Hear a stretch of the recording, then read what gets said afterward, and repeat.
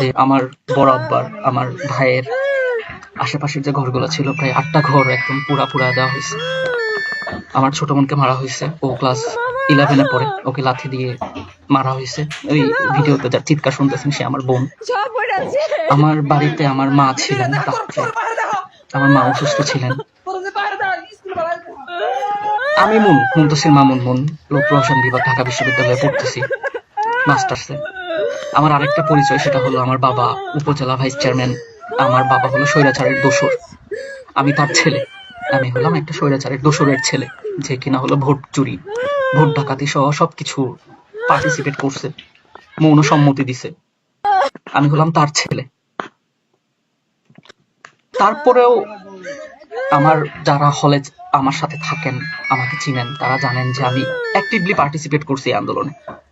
যখন হল বন্ধ হয়ে গেছে তখন আমি যাত্রাবাড়িতে থাকতাম এক ফ্রেন্ডের মেসে, ওখান থেকে সাইকেলে করে আমি আসা যাওয়া করতাম। আমি ফুটেজে আসতে চাইনি, ফুটেজে আসলে আমি জানতাম যে যদি সরকার না নামে তাহলে আমার বাবাকে মেরে ফেলবে। কারণ আমি তো আওয়ামী লীগ নেতার ছেলে, বিশ্বাসঘাতকতার ক্ষমা নাই, আমি তো বিশ্বাসঘাতক। এক তো হলাম স্বৈরাচারের ছেলে, আরেক হলো বিশ্বাসঘাতক। আমাদের এমপি আব্বাকে অনেক হুমকি ধমকি দিছে। গফরগাঁওয়ে যেখানে সারা বাংলাদেশে আন্দোলন হয়েছে, সেখানে গফরগাঁও এমন একটা জায়গা যেখানে কেউ ফেসবুকে একটা পোস্ট পর্যন্ত দিতে পারেনি। সেখানে আমি, আমার ছোট বোন, তারা অ্যাক্টিভলি ছিলাম। এটা মিললে আমার বাবাই শিখাইছে, যেটা ভুল সেটা সবসময় ভুল। নীতির কথা উনি সবসময় নীতির কথা বলতেন। হ্যাঁ, উনি তারপরেও আওয়ামী লীগের রাজনীতি করতেন। তো অপরাজয় বাংলার সামনে যখন মনামি ম্যাম আমাদের লেকচারার, যখন ওনাদের উপর আক্রমণ হলো, পরে যখন আমরা এখানে আসলাম, ওনার একটা লাইন আমার মনে পড়তেছে। উনি যখন স্পিচ দিতেছিলেন যে আমরা চাইলেও অনেক কিছু করতে পারি না, আমাদের কিসের যেন ভয়, কি যেন পিছুটা। আমার বাপ যে মাদ্রাসার প্রিন্সিপাল, সেই মাদ্রাসার সভাপতি ছিলেন আমাদের এমপি। আমাদের বাবা যদিও একটা ভাইস চেয়ারম্যান ছিলেন, তারপরেও আমি আলহামদুলিল্লাহ নিজের টাকা দিয়ে চলি, আমি নিজের মতো করে চলতাম। আর হইল আমাদের ছিল না কখনো মানে, বা আমাদের বাড়িঘর বাদে আর কোথাও কোনো বাড়িঘর নাই, তো আমাদের গফরগাঁওয়ে থাকতে হবে। তো বাবা চাইলেও কোনো কিছু করতে পারেনি। তো বাবার নামে এখন পর্যন্ত কোনো মামলা হয় নাই, এখন পর্যন্ত কিছুই হয় নাই।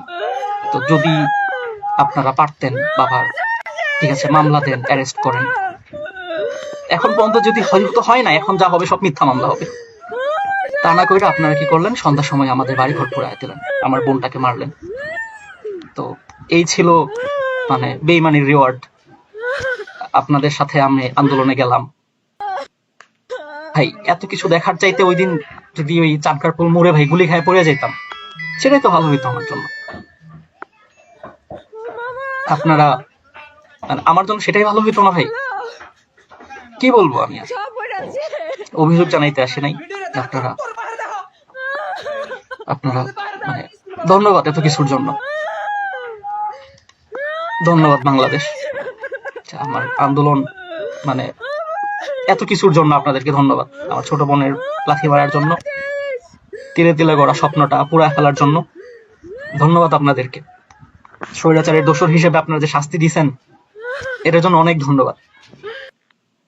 কারোর প্রতি কোনো অভিযোগ নাই, আল্লাহ যেন ক্ষমা করে আমাদেরকে। যে পাপ যেটা করে আসছে, আমার বাবা করে আসছে, সেটা প্রায়শ্চিত্ত বাবা দিল, আমি দিব, আমি দিলাম, দেওয়ার চেষ্টা করছি, জানি না আর কিভাবে দেব আপনাদের কাছে। আর কি, ধন্যবাদ সবকিছুর জন্য।